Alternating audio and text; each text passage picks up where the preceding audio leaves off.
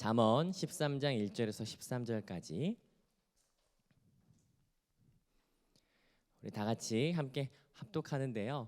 특별히 오늘 이 본문에서 본문을 우리가 읽어가면서 합독할 때 본문에서 가장 많이 등장하는 이 단어가 무엇인지를 찾아보면서 한번 이 구절이 어떤 구절이 우리의 눈을 끄는지 염두하면서 한번 천천히 한번 읽어보도록 하겠습니다. 함께 합독하겠습니다. 시작. 지혜로운 아들은 아비의 훈계를 들으나 거만한 자는 꾸지람을 즐겨 듣지 아니하느니라. 사람은 입의 열매로 인하여 복록을 누리거니와 마음이 괴사한 자는 강포를 당하느니라. 입을 지키는 자는 자기의 생명을 보전하나 입술을 크게 벌리는 자에게는 멸망이 오느니라. 게으른 자는 마음으로 원하여도 얻지 못하나 부지런한 자의 마음은 풍족함을 얻느니라. 의인은 거짓말을 미워하나 악인의 행위가 흉악하여 부끄러운 데에 이르느니라.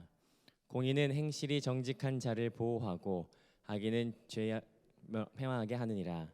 스스로 부한 채 하여도 아무것도 없는 자가 있고 스스로 가난한 채 하여도 재물이 많은 자가 있느니라. 사람의 재물이 자기의 생명의 속전일 수 있으나 가난한 자는 협박을 받을 일이 없느니라. 의인의 빛은 환하게 빛나고 악인의 등불은 꺼지느니라. 교만에서는 다툼만 일어날 뿐이라 권면을 듣는 자는 지혜가 있느니라. 망령되이 얻은 재물은 줄어가고 손으로 모은 것은 늘어가느니라. 소망이 더디 이루어지면 그것이 마음을 상하게 하거니와 소원이 이루어지는 것은 곧 생명나무니라. 말씀을 멸시하는 자는 자기에게 패망을 이루고 계명을 두려워하는 자는 상을 받느니라. 아멘. 우리 개인적으로 각자가 함께 묵상하는 시간을 잠시 갖도록 하겠습니다. 말씀을 살펴보도록 하겠습니다. 5월, 6월은 잠언을 같이 함께 묵상하고 있어요. 특별히 저희 청년들 같은 경우에는 어떻게 하면 이 잠언을 우리가 참 잘 묵상해 볼까 해서 지원을 받아서 한 20명 정도가 이제 필사 같이 하고 있습니다. 필사 저도 같이 함께 하고 있는데 써가면서 이렇게 한자 한자 쓰고 한 절 한 절 쓸 때마다 이게 굉장히 유익하고 우리의 삶 가운데 밀접한 지혜구나라고 하는 것을 경험하게 됩니다.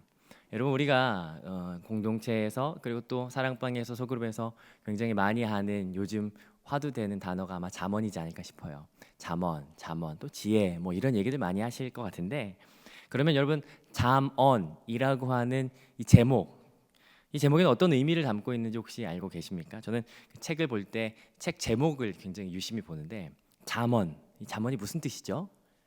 한자어인데 가르쳐서 훈계하는 말이라고 하는 의미를 가지고 있어요. 그리고 영어로는 proverb 이렇게 이야기하는데 이 의미는 사실 라틴어에서 왔습니다. 프로베르바라고 하는 라틴어에서 왔는데요. 이건 어떤 상황에 놓인 말이라고 하는 의미를 가지고 있어요. 히브리어로는 마샬이라고 우리가 너무 잘 알고 있죠. 마샬이라고 하는데 이 의미는 격언, 관찰 또는 뭐 설교 뭐 이런 의미를 갖고 있어요. 히브리어로 되어 있는 성경을 헬라어로 번역한 성경도 있어요. 그 70인역이라고 하는 성경이거든요. 그래서 이 잠언을 헬라어로 번역한 역본도 있는데 헬라어로 이야기할 때에는 파로이마이라고도 해요. 그건 어떤 의미냐면 비유적 표현. 그러니까 예수님께서 비유로 말씀하시되라고 할 때 그 비유와 동일한 의미입니다. 비유. 그러면 이러한 헬라어, 히브리어 또는 영어, 한자 이런 이야기들을, 이런 제목들, 표제어를 제목들을 모두 다 종합해 볼 때 잠언은 그럼 어떤 책인가라고 생각해 본다면, 잠언은 우리가 살아가면서 마주한 어떤 상황들, 삶의 어떠한 경험들, 그런 것들에 관하여 우리가 이해할 수 있는 어떤 도구적 장치들을 동원하여서 우리에게 가르치거나 설교 또는 우리를 훈계하는 말이라고 보시면 될 것 같아요. 그러니까 잠언은 우리 실생활과 굉장히 밀접하죠. 우리의 삶과 뗄 수 없는 그런 이야기인 것이죠. 그래서 우리가 한자 한자 읽을 때마다 이게 진짜 삶 속에서 우러나오는 지혜구나. 이게 때로는 어떨 땐 이해되지 않을 때가 있지만 어느 상황, 어느 환경에 처하게 되면 이 말씀이 너무 절절하게 느껴지는 그런 구절들이 우리에게 있는 것을 보게 됩니다. 이것이 잠언이 주는 매력인 것 같아요. 잠언을 같이 한번 우리가 살펴보는데, 이번 한 주 동안 저와 같이 함께 살펴볼 본문은요 13장에서 15장까지예요. 이 13장에서 15장까지가 어느 위치에 있는지를 아는 것도 일단 중요하거든요. 일단 잠언은 서론이 1장부터 9장까지 있고, 그리고 가장 뒤에 30장부터 31장까지 결론이 있다라고 이야기한 다음에 10장부터 29장까지가 잠언의 중심이라고 우리 개론하면서 담임 목사님 통해서 들었던 바가 있어요. 그 중심부 안에 있는 한 챕터인데, 특별히 10장 1절에 시작할 때 솔로몬의 잠언이다라고 하면서 시작되는 것을 보게 됩니다. 그 잠언이 22장 16절까지 있고, 우리는 그 안에 있는 솔로몬의 잠언 가운데 지금 10장에서 15장 사이에 한 덩어리, 특별히 악인과 의인을 대조해 가면서 비교하고 있는, 그래서 진짜 지혜가 뭔가, 진짜 의인은 어떻게 해야 되는가, 그런 내용들을 부각시키고 있는 장면을 우리는 그 장면을 보고 있는 가운데 13장부터 15장까지를 보는 거예요. 그러니까 오늘 본문 읽으셨지만 대조하는 장면이 굉장히 많이 나와요. 그러나 그렇기 때문에 이러이러한 자는 이렇고 이러한 자는 이렇다라고 하는 대조하는 장면이 많이 나오죠. 우리가 대조라고 하는 수사 기법을 사용할 때는 그건 강조하거나 부각시킬 때 이 대조라는 기법을 사용하는 것을 보게 됩니다. 오늘 본문이 그럼 강조하는 게 뭘까 한번 살펴보기를 원하는데요. 잠언 같은 경우에는 구조가 명확하지가 않아요. 그래서 어떠한 구조로 봐야 되는지 분명하지가 않은 좀 여러 가지 애로사항이 있지만, 그래도 매일 성경에서는 주제에 따라서 오늘 이 1절부터 13절까지를 7개의 단락으로 이렇게 구분을 했어요.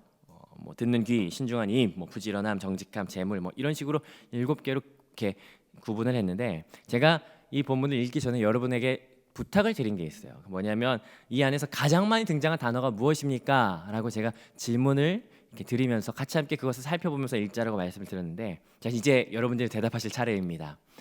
찾으셨습니까? 가장 많이 나오는 단어가 뭔지 찾으셨나요? 어떤 단어가 제일 많이 등장하죠?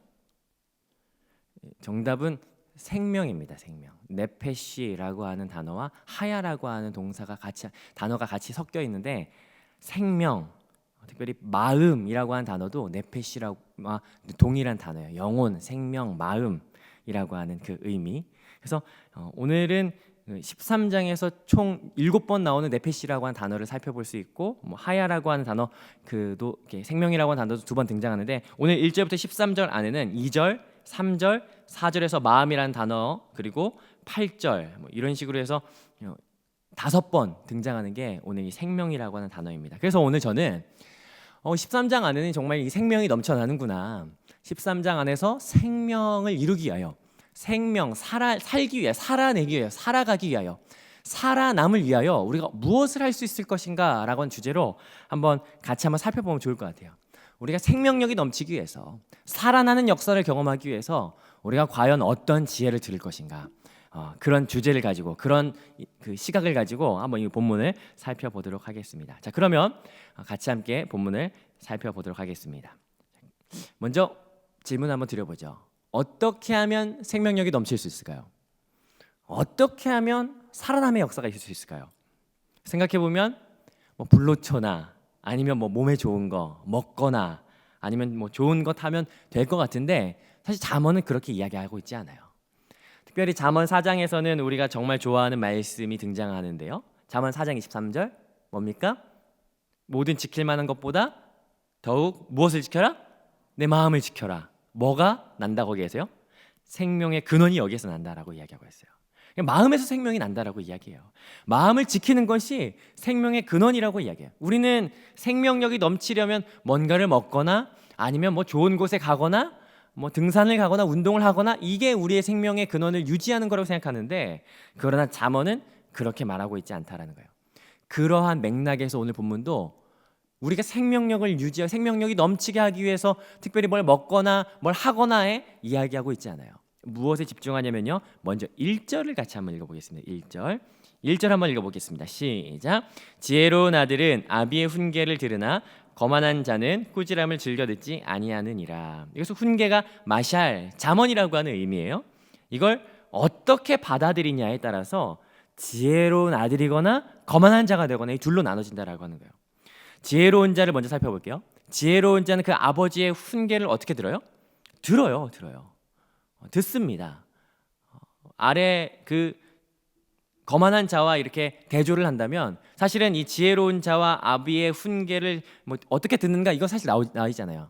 히브리어 그 원문에는 직역하면요, 지혜로운 아들, 아버지의 훈계 딱 이렇게 두 단어밖에 나오지 않습니다. 그거 어떻게 하라는 거야? 라고 했을 때 이 아래에 있는 문장과 비교해서 야, 거만한 자는 듣지 않으니까 이건 듣는다라고 하는 것이 분명한 의미가 있다. 그래서 지금 이 본문은 그렇게 해석을 할 수가 있어요. 지혜로운 자는 아버지의 훈계를 들어요. 특별히 잠언 같은 경우에는요, 듣는 것에 굉장히 많은 초점을 두는 것을 보게 됩니다. 특별히 뭘 들어야 되냐면 음료에 호리는 말을 듣는 것이 아니라 하나님의 훈계, 그의 말씀, 부모의 가르침, 주의 백성의 권면을 지속적으로 들어야 된다고 말하고 있어요.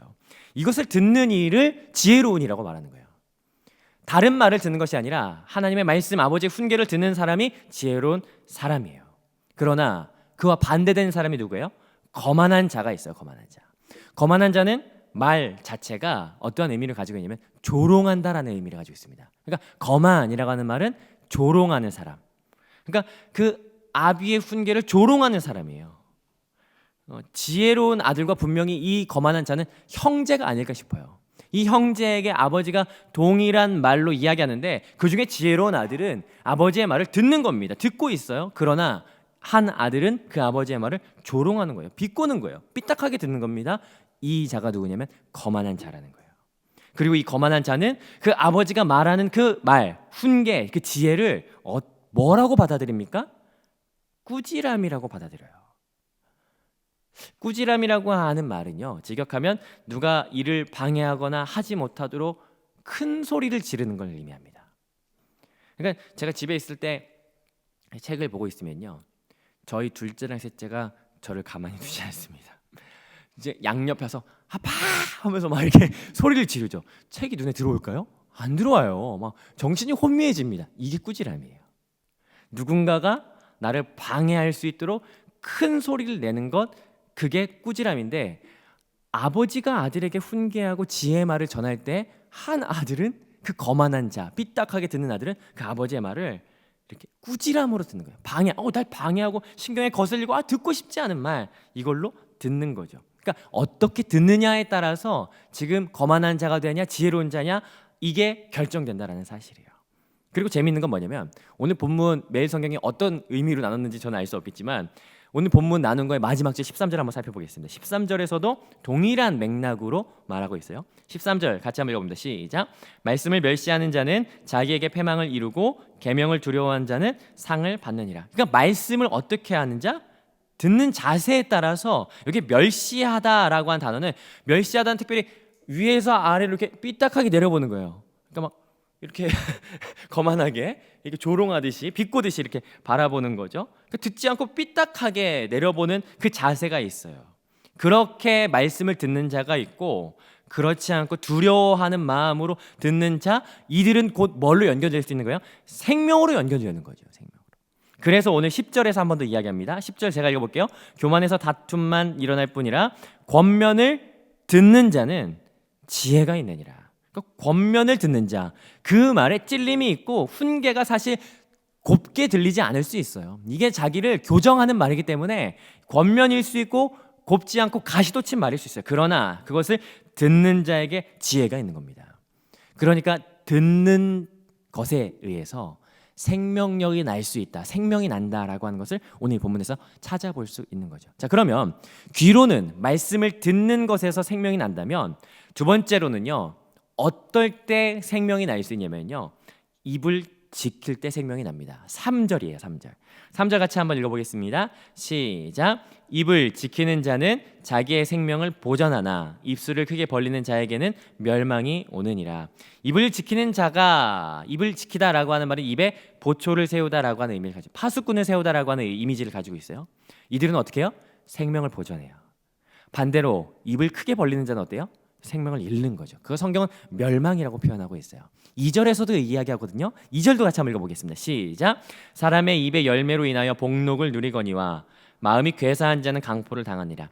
사람의 입의 열매로 복록을 누린다, 복록을 이룬다라고 하는 의미는 직역하면 좋은 거 먹는다라고 하는 의미예요. 여러분, 좋은 거 먹는다라고 할 때 뭐가 떠오르십니까? 저는 딱히 소고기 말고는 생각이 나는 게 없는데, 진짜 내가 좋은 거, 몸에 좋은 거, 그거 먹는다는 거예요.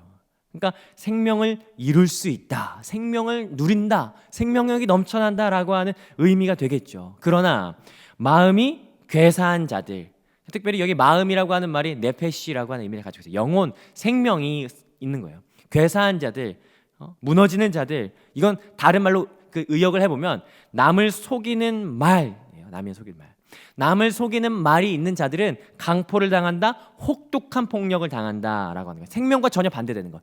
혹독한 폭력, 생명을 잃게 될 수도 있다라고 하는 의미가 이 안에 숨겨져 있죠. 그러니까 오늘 이 본문 안에서 입술에 파수꾼을 세우는 자가 생명을 보존할 수 있는 거예요. 생명력을 이어갈 수 있는 거예요. 오늘 이 두 번째가 말하는 것이 바로 여기에 있습니다. 자, 세 번째, 어떻게 하면 생명력이 우리에게 넘쳐날 수 있는가? 그것은 겸손의 행실에서 나온다는 거예요. 오늘 본문에서 겸손이라는 말 한 번도 등장하지 않았는데 뭐 그러실 수 있는데 한번 살펴보겠습니다. 8절 같이 읽어볼게요. 8절 읽겠습니다. 시작. 사람의 재물이 자기 생명의 속전일 수 있으나 가난한 자는 협박을 받을 일이 없느니라. 소유한 재물이 생명의 속전이 될 수 있어요. 대가가 될 수 있어요. 이를테면은 불행한 일을 닥치게 되었을 때 그 불행한 일에서 빠져나오기 위해서 일정한 대가, 돈을 지불하였을 때 빠져나올 수 있다. 속전이 될 수 있다. 대가를 치를 수 있다라고 하는 말인데 그게 생명의 속전이 될 수 있다. 내 생명을 보존할 수 있는 하나의 장치가 될 수 있다라는 말이에요. 동의가 되죠. 그런데 여기에 생명일 수 있다. 그러나 가난한 자는 이라고 하는데요. 여기서 중요한 단어가 그러나라고 하는 단어예요. 왜냐하면 지금 가난하면 협박받을 일이 없다라고 뒤에 이야기하고 있거든요. 제가 방금 전에도 말씀드렸다시피 그러나가 중요하다고 말씀드렸어요. 그런데 그러나라고 하는 말은 앞 문장에 대해서 부정하며 뒷 문장을 이야기하는 거예요. 그러니까 앞 문장과 뒷 문장은 전혀 개연성이 없는 게 아니라 반드시 동일한 상황 가운데 반전되는 상황이 되어야 된다는 거예요. 그런데 보면 생명의 대가와 그러나 협박이 있을 수 없다. 이건 약간 대조가 되지 않는 상황인 것 같아요. 그래서 대조되는 상황으로 같이 한번 이어보면 그러나라고 본다면 이렇게 볼 수 있겠죠. 재물을 가진 자는 생명의 속전을 누릴 수 있어요. 네, 이거는 동의가 돼요.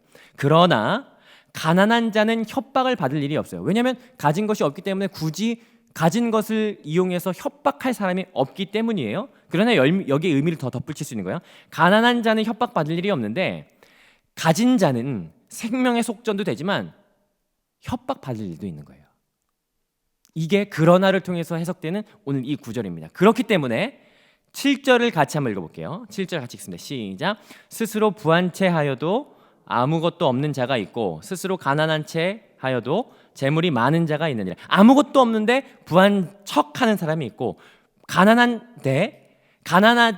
척 하는데 부한 자가 있다라고 하는 거예요. 이걸 연결을 지어보면 재물을 가진 자는 반드시 협박받을 일이 있는 거예요.